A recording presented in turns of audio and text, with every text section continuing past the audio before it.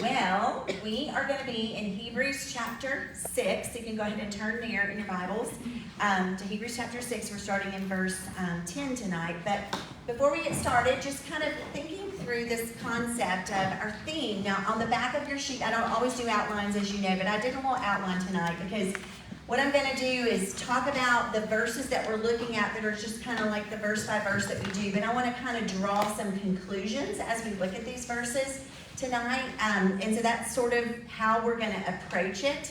Now, the topic is hope, and that is what we're going to talk about tonight, which I think is obviously a topic that I think everybody needs to talk about sometimes, and but it sounds like what I think a lot of times when we think about the topic of hope is most of us don't really think too much about it. It's a word that's there, and we use the word hope all the time, like all the time. If you were sitting there taking tally marks and figuring out how many times you said the word hope in a week, it would be a lot.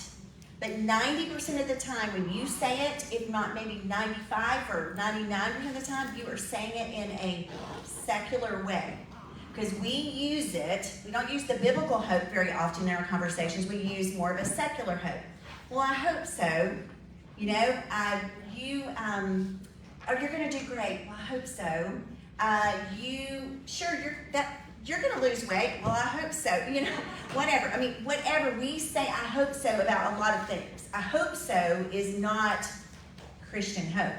That is not biblical hope. That hope so kind of like, well, I mean, I think it's a possibility, and I really, it might happen.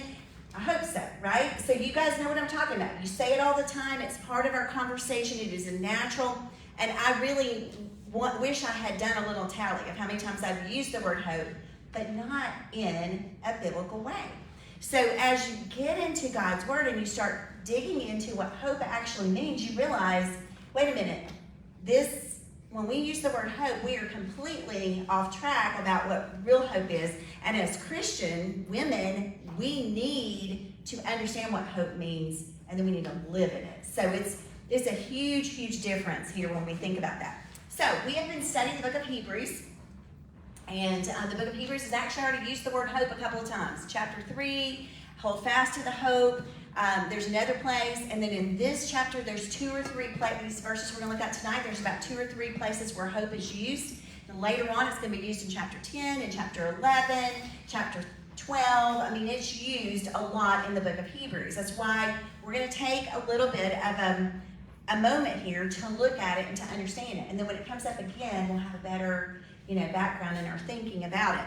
But the writer of Hebrews is a unknown person. Some people say it's Paul, but we don't necessarily believe that that Paul really wrote this, most likely because there's several reasons, and I've kind of mentioned it before, that the way the wording is, some of the things that are said, it's almost like this person isn't Paul, but he's like a Paul.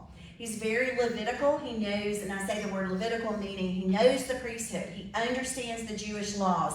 So most likely he is some sort of rabbi, maybe a priest, or a person who's had a study in the priesthood, a rabbi, but definitely a strong Hebrew, knowledgeable man. I mean, he knows the way of the Hebrews. He's Jewish, no doubt. And he's writing to the Hebrews, the Jews. And when he writes to them, his purpose is, he's got a couple of different purposes. One purpose is to write to all of the Christian Jews that are thinking about, or they're getting very weary and maybe tired from all the persecution they're going through at this time. So he's trying to encourage them. He's trying to say, hey, don't be worried about, or don't lose heart, don't give up. And he's trying to give them encouragement there to hold on and hold fast to things. And so that's kind of what he talks about a lot. A lot of even this passage is an encouragement to the Jewish believers who are struggling right now. Now, for some of them, what they're struggling with is the persecution they're going through and this thought in their mind of maybe we should go back to the Jewish rituals, the actual routines and traditions of our Jewish faith.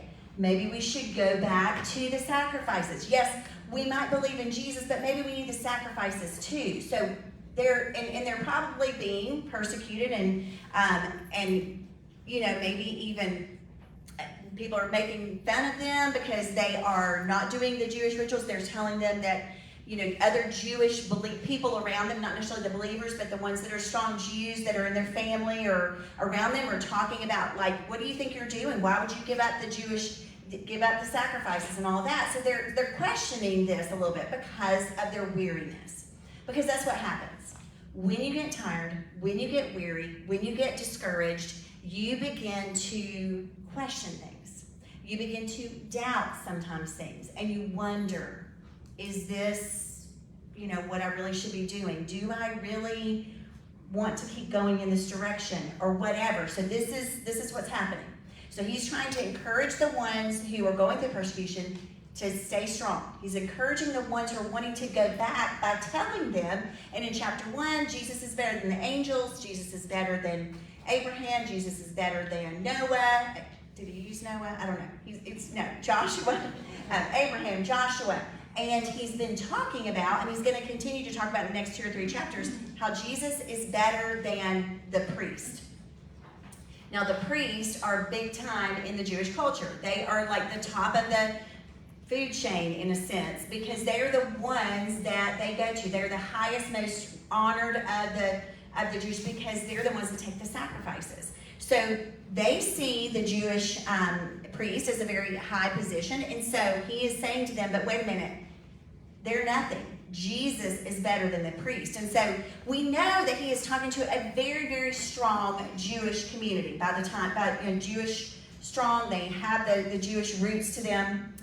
We also are very confident that in this group there are those who maybe have heard, they're hanging around with them. They've heard about Jesus. They've even gone so far as to kind of say, well, maybe I do believe in this Jesus. But they haven't fully embraced a relationship. And so he talks to them as well. He says, be careful. Don't doubt. Don't be like the Jewish people in the wilderness who began to doubt God and they fell away. Well, the thing is, we talked about this concept of they had seen the miracles. They had seen what God had done. He took them out of Israel. He freed them from all that, and yet they really didn't believe. And that's what the writer says. They didn't believe. And because they didn't believe, they were disobedient. They began to grumble, complain, and eventually they died in the wilderness. And they did not make it to the promised land. Because he uses that as an example, we know he's talking about people in this congregation, in this group of people that this letter is written to, who have not believed yet, not truly. They're hearing about Jesus. It sounds good. Maybe they're hanging around with these Jesus followers, but they haven't really made that final move over. So in the chapter 6, if you weren't here a couple weeks ago, we kind of dealt with the most difficult passage in all of the Bible about if you've tasted of it and then fallen away.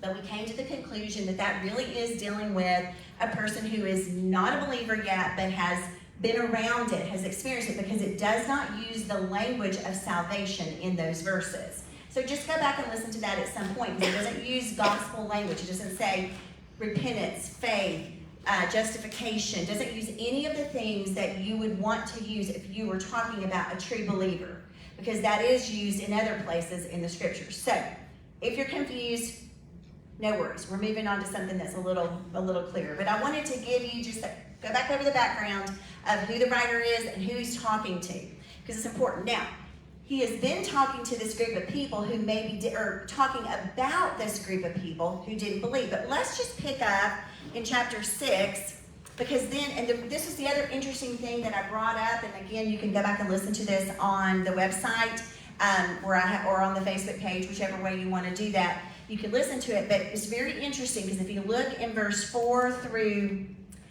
6, he actually uses the word, it's impossible for those, and he uses the pronouns them and those. And then in verse 7 he says, in verse 9 he says, dear friends, even though we are talking this way, we really don't believe it applies to you. So he used those and them, and then he switches to us and you. So which means that he is changing now from talking about a group of people who haven't really believed And it's going to be, those people are going to not want to come, they don't have a desire for repentance. That's why it's going to be impossible for them, because they are not believing, they are not making that decision. But then he says, I believe something different about you. So verse 9. Dear friends, even though we are talking this way, we really don't believe it applies to you. We are confident that you are meant for better things that come with salvation. So now he's moved to the people he is clearly talking about now. He is talking to the Jewish Christians. Okay, so now we're switching to that. So that's you. Yes, you're Jewish Christians. No, you're Gentile Christians. But if you look at what Paul says in the book of Ephesians, he says there's now therefore no Jews, no longer any Jew, Greek. We're all the same. Once Christ came into the world, he actually joined Jewish and Gentile together into one new person, a Christian. So it is not a Jewish Christian or a Gentile Christian, it's Christian.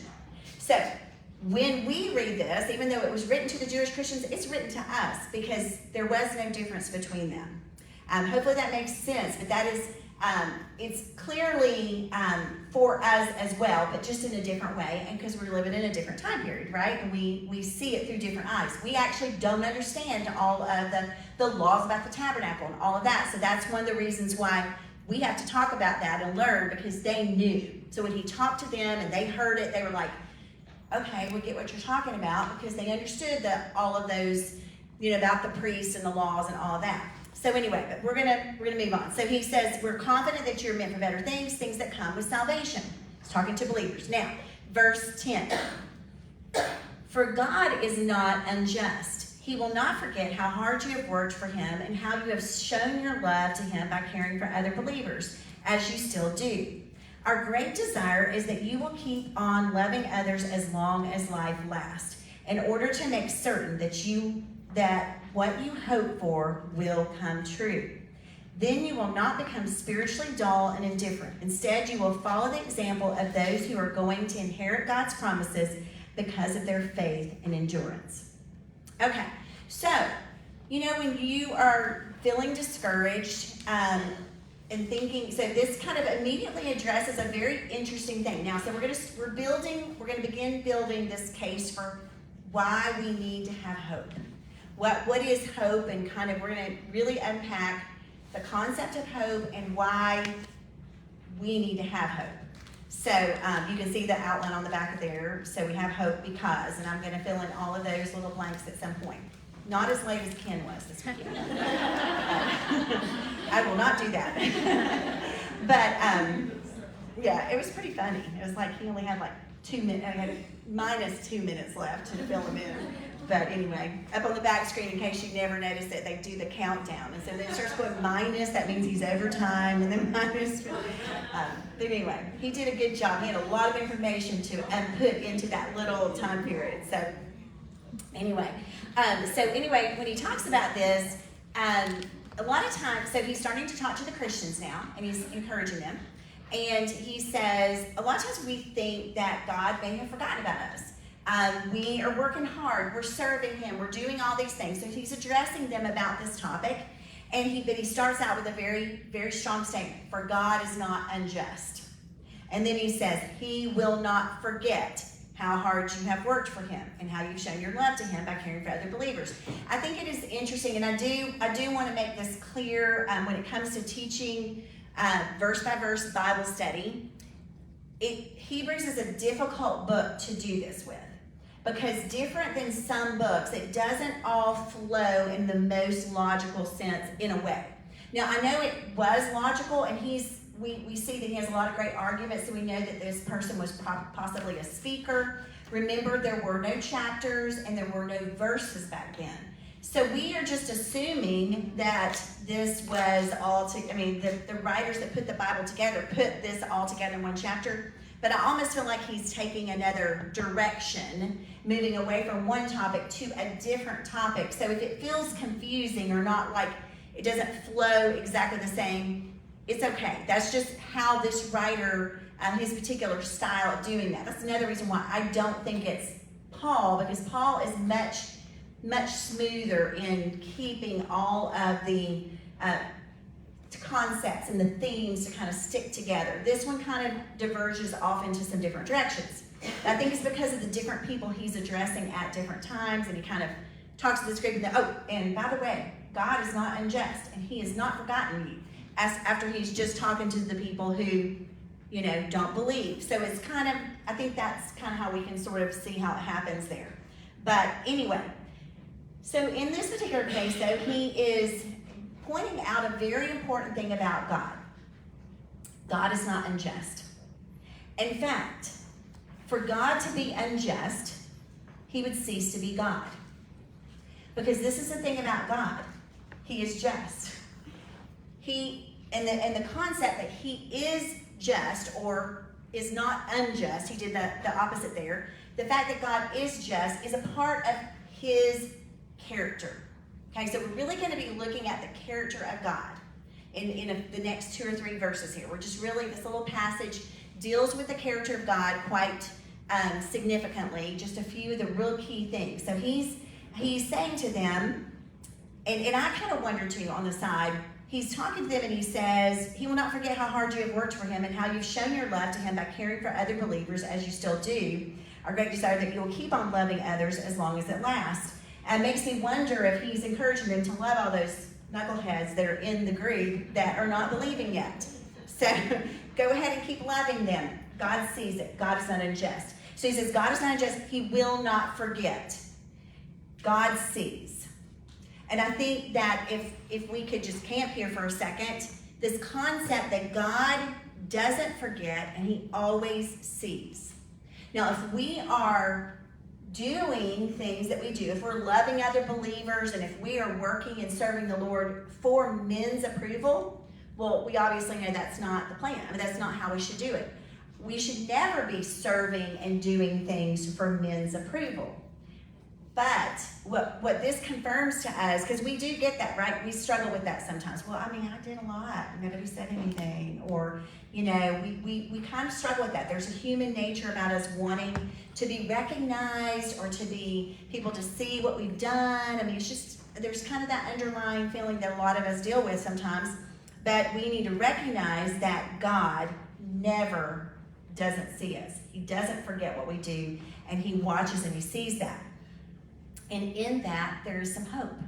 It gives us hope to continue serving him. Now, so we look at verse 10. Let's go to verse 11. That was kind of a little bit there. Our great desire is that you will keep on loving others as long as life lasts. And I am reading from the New Living Translation in case, just a reminder, I flip around different versions. These verses are mostly from the New Living Translation. That you keep on loving others as long as life lasts in order to make certain that what you hope for will come true. So here's our first digging into the word hope. So it's almost like he's giving them this whole thing. If you will continue to do good and to love others, you will experience this joy, the joyfulness of hope. The real enjoyment of the assurance of hope. And so in the Greek, this word here is not just some pie in the sky kind of hope that he's referring to here. It's actually the word, if we took it apart and sort of parsed it out in the actual definition, it is referring to the hope, not a hope that you should feel hope. It's actually referring to the hope. And the hope is obviously, even though it's not like clearly shown here, the hope of a future. The hope of the absolute certainty of future good that is built into that. It's not the world's view of hope. So we're going to take a minute. We're going to talk about a little bit about hope. Then we're going to read a little bit more, and then we're going to come back to hope again. So the world's definition of hope is that whole idea of, I hope so, And most of the time when people in the world, and that includes us, when we're in the world, we say, I hope so a lot. But when the Bible talks about hope, it's talking about absolute certainty, not I hope so. It's a totally different thing. So get that in your mind, because when the word hope is there, it's never meant to be something that is not absolutely certain. It's based on an absolute certainty that a future good is going to happen, and we're going to be able to attain it. So it's this belief that I know it is going to happen, and I am going to attain it. That's the hope that is different than the way the world looks at it. A guy named John Blanchard said the definition of hope is it's a biblical shorthand for unconditional certainty. Like, it just is what it is.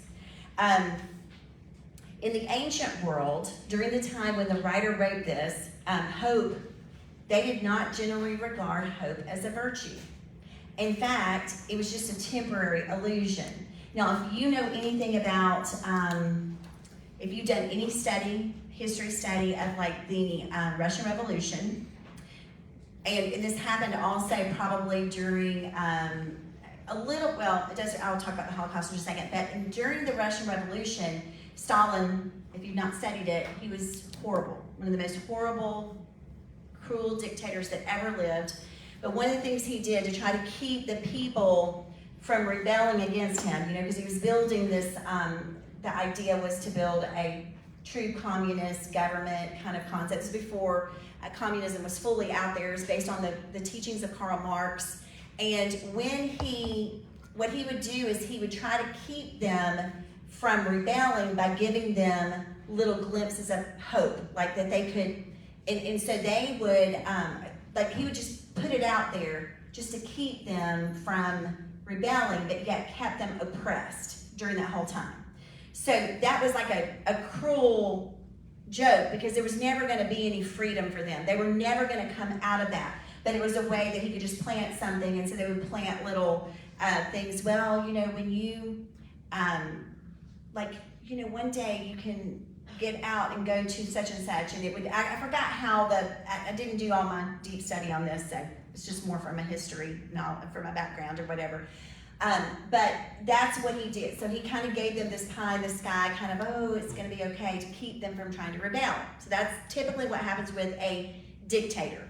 They will do whatever they can to keep people from rebelling, and sometimes it's giving them a glimpse of a possible future, but it's not certain, because it's not based on any kind of truth. It's based on their way of trying to control the people. Well, that's what it was like in this ancient culture when he would have written this.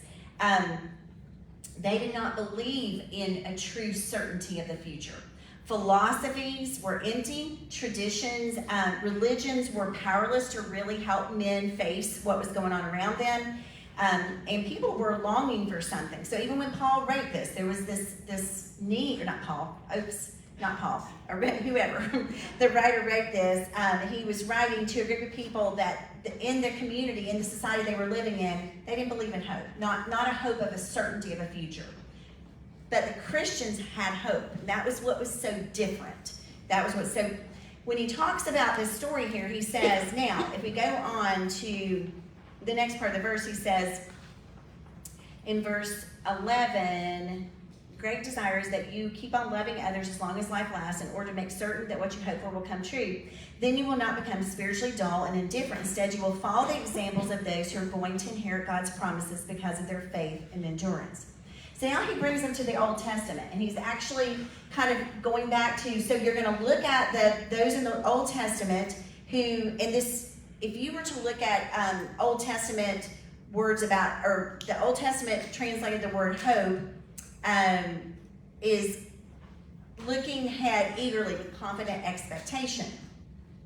So that's kind of the idea. If you think about Abraham, if you think about all of the heroes of their faith, they did not see the Messiah, but they looked forward to it with confident expectation. So they become examples of hope because they were confident that something was going to happen in the future. They actually didn't get to experience it, though. So he's calling them to look at these Old Testament heroes of the faith, the ones that they were they held up on high esteem, particularly Abraham. We're going to talk about him in just a second.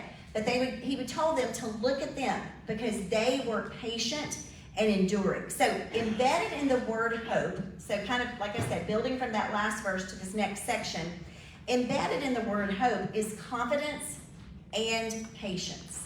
Okay, so think about that. In order to have hope, you have to have confidence that something's going to happen, but you also have to be patient to wait for it. So I thought about examples for this would be things like Christmas. Christmas is coming, and we know it's going to happen. and Christmas Day or whatever, but we patiently wait for it because we know it's going to come. It's not a hope. Christmas is coming. It is going to happen. How about a day off? We know we're about to get a day off, but we have to be patient to wait for it. So when you know there's a day off. Or a vacation. I've got a vacation coming. I know it's going to happen, but I got to wait for it. Okay, so that's kind of the concept embedded in this idea of Christian hope. We have confidence, but we also have to have patience, which is what these Old Testament people had. Abraham specifically, and we'll talk about that in just a second. So, hope, this is real important when you think about the definition of hope. Hope is not a passive attitude. It doesn't mean to be passive, but it's more of a stimulant to action. So if we know something's going to happen and we're waiting for it to happen, but we know it's going to, we have confidence it's going to happen, it propels us forward. So there is action involved in it. It makes us want to keep getting up every morning because we know good is coming. This is what's different about the Christian hope and the worldly hope, the secular hope, the hope so kind of feeling. We know that things are going to happen. We are absolutely convinced and confident that this is going to happen, that God is going to take care of us, that things are going to work out. We just don't know how and when this is actually, no, we know it's going to happen because God's going to take care of it, but when, we don't know, but we patiently wait for it because we know it's going to happen. It's a whole different kind of way of thinking. And they did a study of concentration camp. Oh, here's a good phrase before I read this. Hope is for the soul what breathing is for the living organism.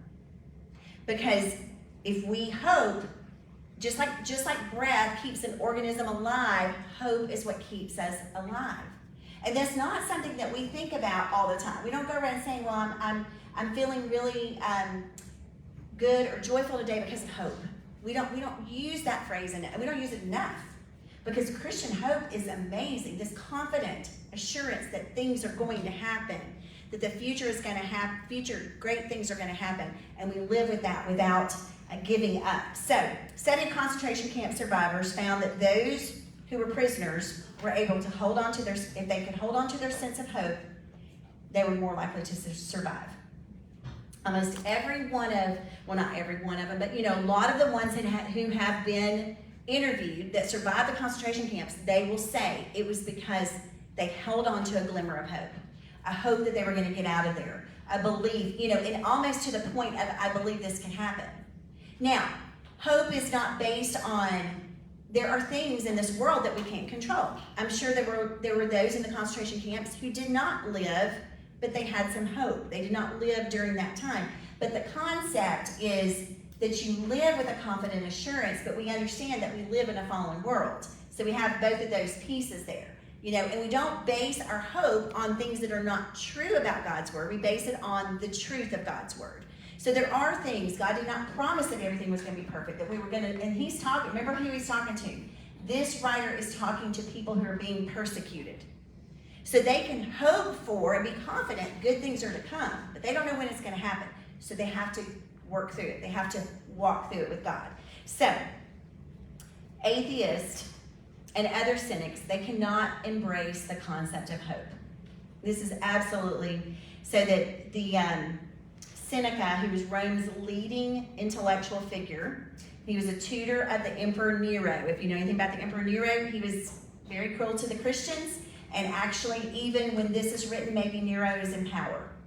We do know that Peter was in prison while Nero was the emperor. And possibly he was the one who was in power when Peter was killed. So, but anyway, he was the tutor of the Emperor Nero. But he was a contemporary to Paul. So Seneca lived during the same time as Paul. And he said that hope is he defined hope as uncertain good. So it's uncertain. So there's no certainty in the way Seneca saw it. They couldn't wrap their brain around it, which is completely opposite. We believe it's certainty. They believed it was uncertain. H.L. Mencken, who is a cynical atheist writer, he defined hope as a pathological belief in the occurrence of the impossible. okay? So that's the non-Christian view of hope, is a pathological belief in the occurrence of the impossible.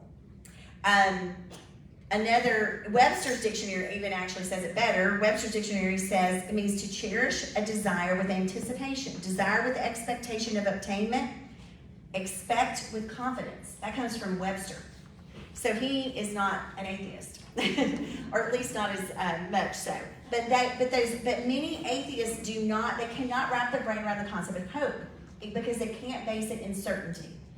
The concept, I hope so, is much more the phrase that a non-believer should have than a believer.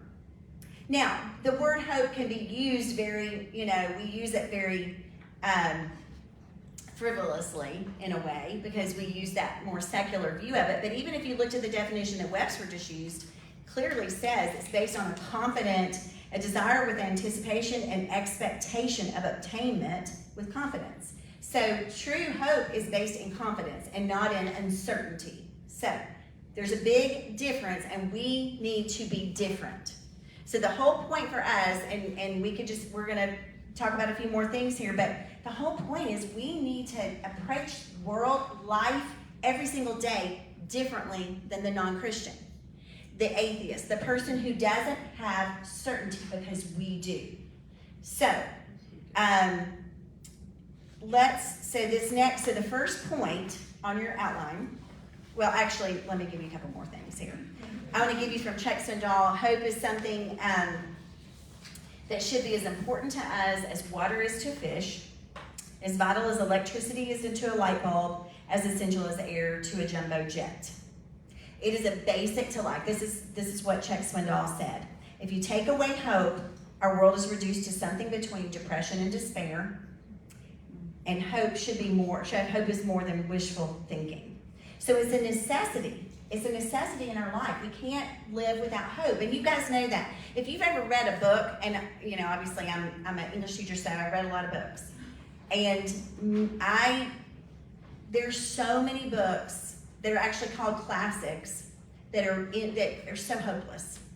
They're so depressing. They end with sad endings. I can't stand them. I mean, I don't like most endings to most books, because especially most of the ones that are considered classics, because they end without hope.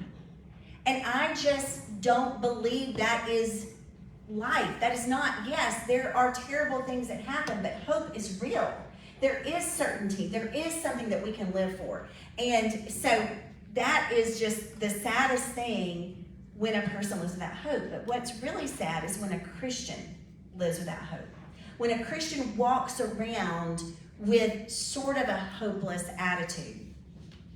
One of the things that we are really dealing with today, and I know you probably have mentioned this before, but one of the things that leads to suicide, the number one thing when you read letters from people who are suicidal or have committed suicide, they've left a letter, almost all of them use the word hopeless. Almost all. I was hopeless. I was hopeless. I had this problem. I was hopeless to change. I had this situation. I felt hopeless. Loneliness and hopelessness are the cause of the majority of people's decision to take their lives. And it is a real crisis in our country right now. Suicides are on the increase, and that has been going on off and on throughout the years. A majority of teens in our day, recent polls show that they have no hope for the future. Now, that poll was taken around COVID, so you just imagine. There was so much happening when those kids were sitting in houses, behind a computer, in their rooms all alone, and they were having to deal with this whole idea of, are we ever coming out of this? I mean, we felt it as adults, but can you imagine being a young person? And then also even a child, and we didn't know what was going through their heads. A lot of confusion. Maybe not so much the children though, because a lot of them would stay in with their families, but maybe some of the inner city kids, some of the kids that were at home alone or in these just really terrible situations. That's one of the reasons why we have this increase in this suicidal ideations that are going on in our world today. And it's because of this feeling of hopelessness that is out there. So, we want to be, so that the concept of hope is something that everybody needs, whether they're Christians or not. But as Christians, we have the answer, and we should be living differently. So even though you'll get to points in your time in your life where you'll have moments of feeling hopeless. I've had moments where I just felt hopeless. I just had to cry out to God about a situation, like it was not going to change, and I felt this sense of hopelessness about something, particular thing. But at the end of the day, I never felt complete hopelessness, because I knew there was a God, and I understood, since my time of coming to the Lord, I've never experienced the kind of hopelessness that some people do, and no Christian should. So that is really what we need to fix if you are a person that struggles with that sometimes, because we don't want to deal with that at all. So, and like I said, what's really sad is many who claim to be Christians are still searching for hope. They're walking around not knowing, like just not living in this hopeful reality that there is a certainty that God is just, and God doesn't forget, and God sees you, and God is fair. That's the point that I wanted to make here. The first point to our thing is that we can have hope because God is just. Because God is fair. And even though lots of things happen in the world that don't seem fair, we can trust in the character of God that He is fair. Now, what does that mean when you've gone through a situation where somebody has done something horrible to you? Like, where does that line up? God is fair and that person's not getting what they deserve? They will. The certainty that you live with is God is there will be consequences to them. They will not get away with this forever. There will be a moment and a time, and you walk in that truth that you don't have to give up, because God is just. And justice means He will always do. It is contrary to His nature to not be just, to not do what is fair. And for you, He sees what you do, and He is believing in you, He is cheering from you, and He wants you to keep going and to not give up. So that is something that we can live in. So we go in this, so let's go to verse 12. We're going to, this verse 12 said, then you will not become, so if you hold on to the hope, you will not become spiritually dull and indifferent. Now that concept of spiritually dull and indifferent is really interesting. This has been thrown in there a couple other times. Earlier he said you weren't listening and you've become dull of hearing. And now he says spiritually dull and indifferent. So he's using that word dull a lot. And actually that really means stupid. I mean, that's the Hebrew that's the translation for it, You're just being stupid. But anyway, he's saying that you will become dull and indifferent if you don't hold on to this concept of hope and the fact that God is just. You will become that. Instead, you follow those who, by faith, who were an example to you, that they were going to inherit God's promises, and they knew that those were going to happen, and so because of their faith and endurance, they were going to do that. So this idea of being dull comes from the word sluggish and slothful and lazy. It's not words that we want to be called. So when we lose hope, ultimately we do lose hope when we become slow and dull. When we become lazy in our walk with God, we lose hope. The number one way people start feeling hopeless if they're believers is because they're not in the Word, they're not around believers, they're spending all their time focused on themselves. They become very self-centered and focused on themselves, and that is the surefire way to start feeling very hopeless, when you begin to focus on yourself and you take your eyes off of God. There's a great quote, I'm just going to grab it real quick, from John Piper about this. I was going to read, but it's not in order, so I'll get to it in a minute. But so anyway, we can lose hope when we become dull. So faith is really, so anyway, and then he talks about faith here a little bit. So our first one is we have hope because of the justness of God, because He cannot be unjust. I want to read this from the Message Bible. This is kind of interesting, and I don't use the Message Bible hardly ever. And the reason why is because I think sometimes the wording is very weird. And it's a paraphrase. It is not a translation. So if you're a person that likes to read Read it sometimes to maybe help you understand a little something, but it is not the book to study from. So don't study from the Message. I don't recommend it. But sometimes it has an interesting way of translating, and it's kind of good to look at. So I'm going to read this little short thing that we just read, that passage from the Message. This is what it says. God doesn't miss anything. He knows perfectly well all the love you've shown him by helping needy Christians, and that you keep at it. And now I want each of you to extend that same intensity toward a full-bodied hope. Keep it till the finish.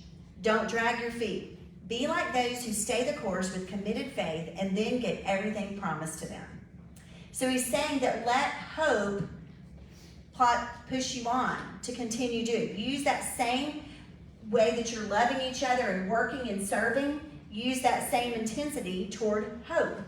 And so that was kind of an interesting way to say it. Okay, so verse 13. When God made a promise to Abraham, since he had no one greater by whom to swear, he swore by himself, saying, surely I will bless you and multiply you. And thus Abraham, having patiently waited, obtained the promise. So, it is hard sometimes to have hope during those times of discouragement. When we have unanswered prayers, broken relationships, unmet expectations, shattered dreams. Very difficult, and those things can leave us very hopeless at times. But Abraham reminds us that we don't need, he reminds us that God made a promise and that he is unable to not fulfill it. So I'm using the nots again, but it is absolutely out of God's character to not fulfill his promises. He is going to fulfill his promises. Go down to verse 16, and really and truly, I'm just going to give you number 2. We have hope because of the trustworthiness of God. He keeps his promises. So he says, I will bless you and multiply you, and thus Abraham, having patiently waited, obtained the promise. If you know anything about it, I'm sure you do, the story of Abraham, and God promised him a child, and then he's, 100 years old, and you're going to be, I'm going to bless you, you're going to be a father of many nations, you're going to be a blessing, and all of this, and he's like, I'm 100, I'm not sure about that, God, but he trusted God. Now that requires this. Abraham's a real example of faith, because how in the world do you believe something like that? But he puts his faith in God, and he is our example of that, and he obtained that promise. And verse 16, for people swear by something greater than themselves, and in all their disputes, an oath is final for confirmation. So when God desired to show more convincingly to the heirs of the promise the unchangeable character of his promise, he guaranteed it with an oath. So that by 2 unchangeable things in which it is impossible for God to lie, we who have fled for refuge might have strong encouragement to hold fast to the hope set before us. Okay. So, number 2 is we have hope because of the trustworthiness of God, but now we're going to go to a third reason why we have hope, and I'll just go ahead and give it to you, and then we'll fill in some blanks here. We have hope because of the immutability of God. He never, you want me to spell that for you? I-M-M. What it means is God is unchanging. I-M-M-U-T-A-B-I-L-I-T-Y. Immutability. God never changes. And he never lies. Now, so like I said, we're looking at the character of God. So God is just. God is trustworthy. He always keeps his promises. He's faithful. We can use those phrases. And then in this case, we're talking about God he is immutable. So this actually comes from unchangeableness. The word here is ametathetos or whatever, and it really means to be unable to change. It does not, never changing, not to be transferred, fixed, unalterable, immutable. So that is who God is. So that goes back to his promises. If he says, this is going to happen, told Abraham, you're going to have a child, you're going to have a child. Told Sarah, she's going to have a child, she's going to have a child. That's who God is. He kept that promise, and we look at their stories, we read their stories, and we can say, okay, yeah, that came true. And over again, all throughout the Bible, all the promises that are kept over and over again just show us that God is a God who doesn't change and always keeps his promises. That is one of the reasons we have hope. So we have hope because he's just. We have hope because he is faithful to his promises. We have hope because he's unchanging. He is immutable. Doesn't matter what's going on. God doesn't change. The rest of the world, everybody you know changes. We all have, that is part of the world that we live in. Yeah, we've got some people that are very solid people, but we're human. So we're going to not always be perfect, not always going to, but God never changes. His truths never change. What he says he's going to do, he's always going to do. And so the fact that God is immutable and unchangeable is pretty amazing. In verse 18, if you're just taking a look at that for just a second, it's actually got two parts to it that are really cool. It says, because God, so that two unchangeable things in which it is impossible for God to lie. This is nothing about his character. If God lied, then he would cease to be God. It's back to, if he's unjust, he would cease to be God. Because this is who, God's character is so different than man's character. See, the thing about the Greek gods kills me. If you study those in depth, it's ridiculous, honestly, that they would ever even worship these created gods that they created that are so, they're vindictive, they're sinful, they're all these things, right? They do, when you make gods in your own image, guess what? They're going to look like us. They're going to look like us. They're going to be liars. They're going to be, dishonest. I just use liars, dishonest, same thing. But anyway, they're going to be all the things that humans are. That's how we make them. We make them in our own image because we don't know how, we could not create God. God is so contrary to humans in this case. He doesn't change. He is always just. He is always faithful. He always keeps his promises. This is what we hope in. We hope in those things. Think about that every single day of your life. That is the practical. So back to this verse here for a second.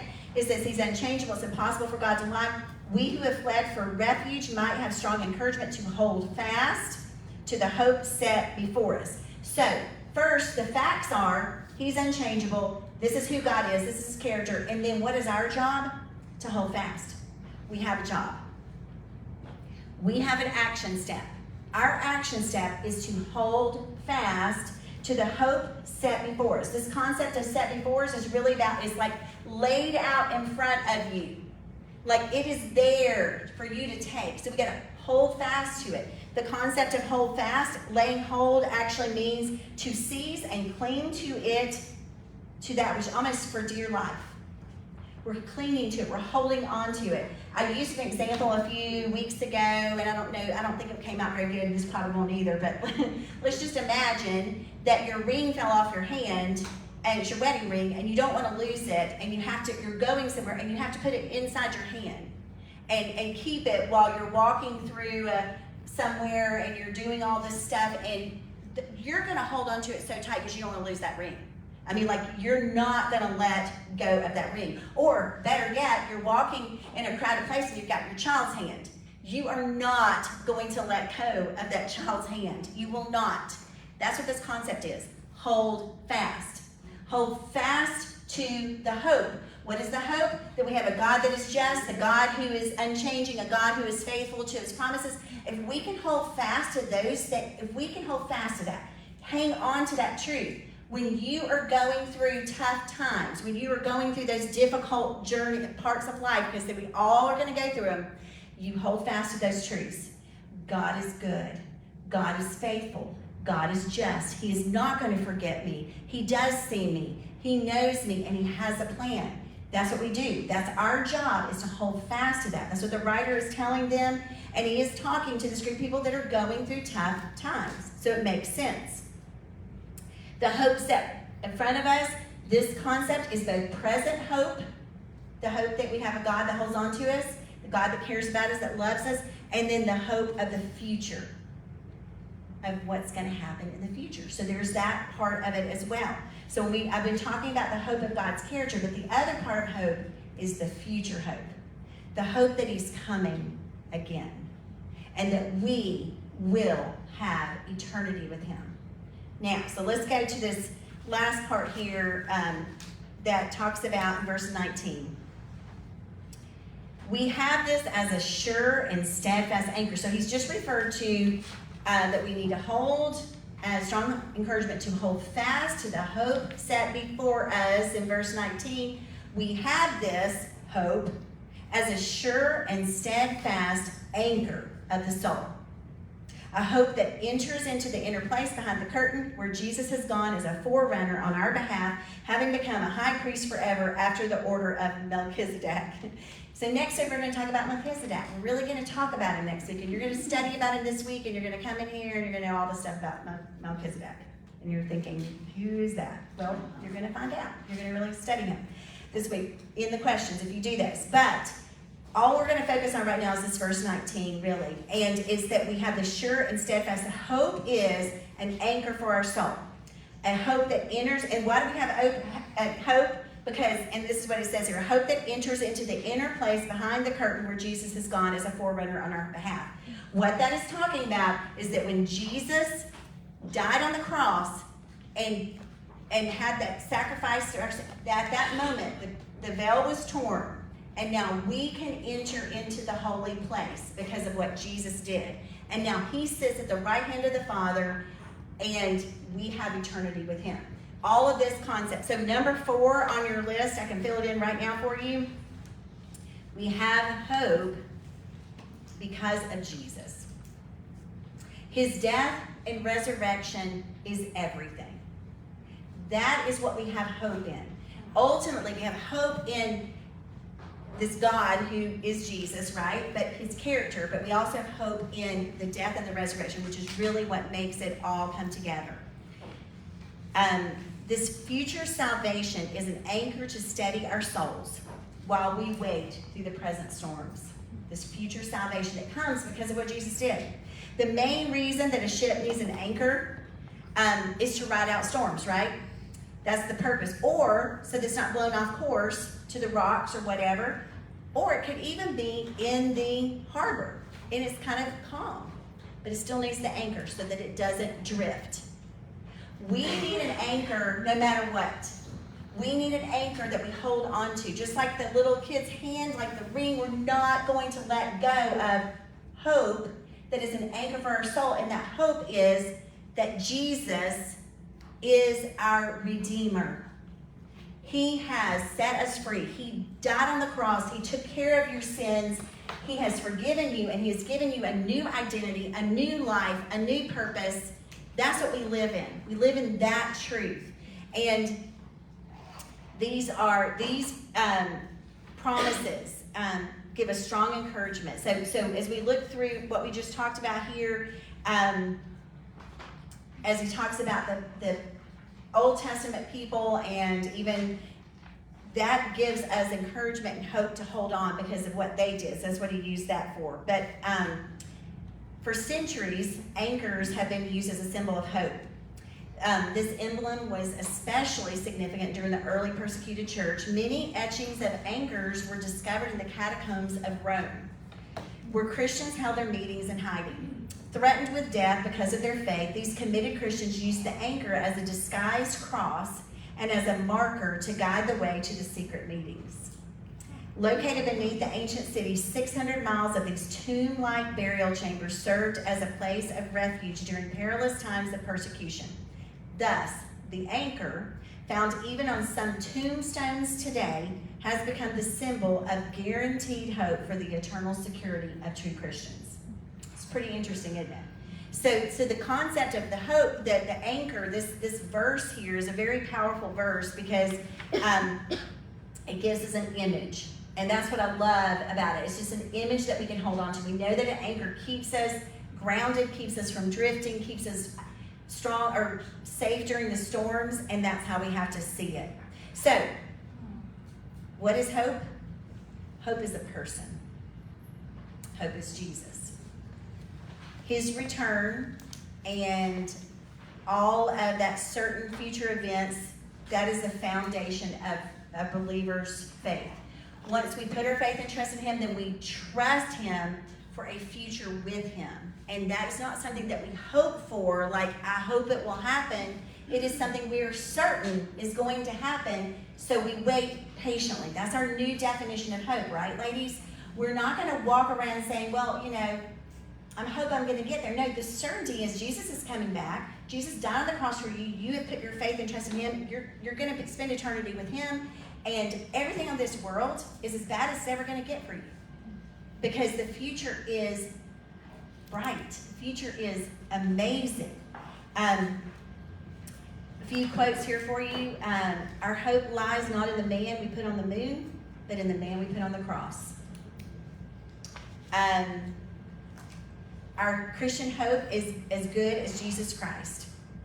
Your anticipation of future lives or dies with Jesus. He is who he said he was, and because of that, you can have confidence and you can live in this hopeful expectation of what's going to happen. So we have a future with Jesus, number one, and we have a present with Christ living inside of us. This verse in Colossians 1:27 says, God willed to make known what is the riches of his glory of this mystery among the Gentiles, which is Christ in you, the hope of glory. So part of that hope is that Christ now lives inside of us. We have that hope, and that's what gives us joy and all of those things every single day. We have hope in the resurrection. All throughout the book of Acts, over and over again, when Paul is preaching to the people, as he's going around preaching and preaching the gospel, he uses the word hope over and over again. I am on trial for the hope and resurrection of the dead, having a hope in God, which these men cherish. These are all words from Paul. Acts 26, for the hope of the promise made by God to our fathers, and so on and so on and so on. Over and over again, Paul uses the word hope. In 1 Corinthians 15:19, you can write this down. This is actually right, just to look it up later.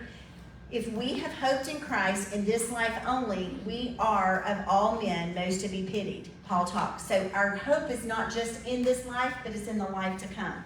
And Paul makes that very clear. So real quick, just wrapping it up here with this. How can we grow in our hope IQ? Right? How do we grow in hope? Because we can give you definitions, we can talk about it in general, but we've got to figure out, how do we live lives as women who walk in hope and in true biblical hope? How do we do that? Well, the number one way, you know what I'm going to say? Studying God's word. Because when we read the Old Testament scriptures, when we look at the people all throughout the Bible, as we look at what God has done, we see his character played out over and over again all throughout the past. And then as he goes through in the Old Testament and then in the New Testament with the early church, we read that, we study that, our hope will grow. Our confidence will grow because we'll see what God did over and over again. This is the quote from John Piper I wanted to read to you. This is really a powerful quote. It says, strong confidence in the promises of God and a passionate preference for the joy of heaven over the joy of the world frees a person from worldly self-centeredness, from paralyzing regret and self-pity, from fear and greed and bitterness and despair and laziness and impatience and envy. And in the place of all these sins, hope bears the fruit of love. So he's talking about that when we hope in the future, when we stand strong and confident in the promises of God, we do not become self-centered. One of the reasons why people feel hopeless is because they're only thinking about them. And I'm not saying that in a mean way. That's what we all do. It's not being critical. But when we feel that super hopelessness, it's because we begin to focus inwardly. We focus on our problems. We focus on our inability to fix them on our own. And we become hopeless because of that. So that makes us self-centered and impossible to love others, as he just talked about. It's impossible to do this because we're so focused on this. So why we have to grow in our confidence, in our hope, because we need to be able to move outside of that, to feel that joy and get rid of that self-pity and the fear and the greed and all that. And then we get wrapped up in that. We feel hopeless when we focus on that. So studying the Old Testament is a great source of hope. I know that some people like to avoid the Old Testament. I totally disagree with that. I think it is absolutely ridiculous because the Old Testament was all that Jesus had. It was his Bible. Think about that. That's what he studied and he modeled it. he went into the synagogues and he read from the Old Testament scriptures. It makes no sense to say we don't read the Old Testament. If we're going to walk like Jesus walked, we read the Old Testament. We read the New Testament because the New Testament gives the completion of the Old Testament. And we understand, and we need to understand how the New Testament completes that, which we're going to understand more of that in the next few weeks. So get ready for that, because we're going to make a lot more connections in these Melchizedek and then beyond in the next few weeks as we wrap up this fall study here. But studying the Old Testament gives you confidence because you see what God has done. So it's super important. And obviously studying the whole Bible's aim is to create hope. It is. As you read, to build confidence that something is going to happen, and then you walk in that truth. And so the most hopeful thing in the world is that God, with whom we have to do this, is the God of the Bible. So God is, by reading the Bible, we get to know the God of the Bible. You can't get to know the character of God and feel confident if you don't read about him. So you got to read. And then so that's reading the Old Testament. And then the last thing is we need to, well, there's probably more ways to hold on to hope and to grow in our hope. But scriptures are number one, and number two is strengthening our faith. So how do we do that? By trusting, by walking by faith. As you walk by faith in the truth that you know, and you take those steps of faith and you grow in your faith, and you do that by moving forward, you will strengthen your hope. And it's just part of the journey. That as we trust in God as the source of our hope, he will give us joy and peace. As we walk by faith and saying, you know what? I know that God's got this. No matter what is going on, I feel confident that he's got it. I may feel crummy right now, but I know God's got the plan, and I can trust in that. And that gives me joy and peace like nothing else. But you have to step into that. You have to trust.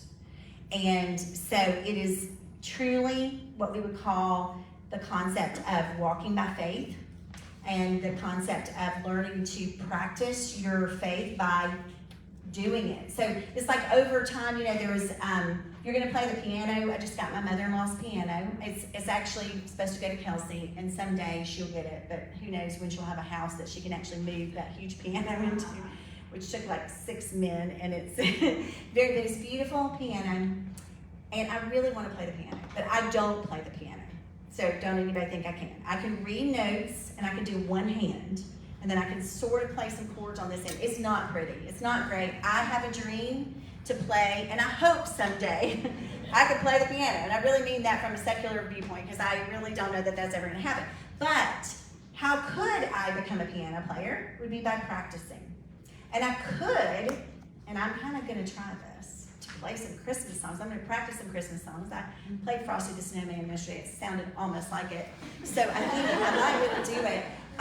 She has all these books. I have all her little books and spread in front of me. But it takes practice, right? Over time, if I keep playing, I might make a mistake, but I'll keep practicing. I'll get better at it. And maybe at some point, it'll bring joy to somebody. Maybe just me. But the point is, when it comes to your hope, walking in hope, walking by faith is a practice. It is something that you learn to do. You do it. You have to do it in order for it to grow. Now, we're going to talk about faith a lot next semester. It's going to be all about faith, and we're going to talk about growing in your faith, but I say next semester because that's a school thing, but after Christmas, you get the point. But this concept of hope can happen, and we can grow in it by walking in it. So, I would really, really like to end with a song, so I'm going to ask Leslie to come up here. And we're going to she's going to try to sing a cappella, because Acapulco is what she calls it. I think it would be great that and the thing is, I was going to put words up there on the screen, and that can't happen because they don't like me or something. It's very frustrating.